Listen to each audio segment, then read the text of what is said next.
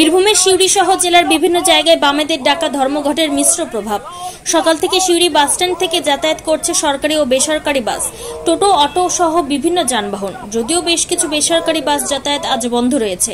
বামেদের পক্ষ থেকে সকাল থেকেই ধর্মঘটকে সফল করার চেষ্টা চালানো হচ্ছে।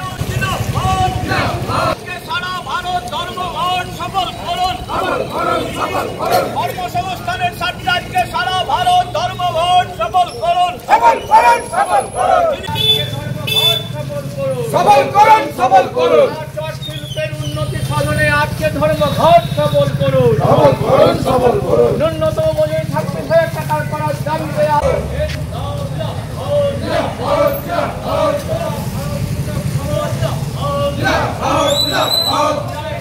গাড়ির চাকা ঘুরছে না, ঘুরবে না।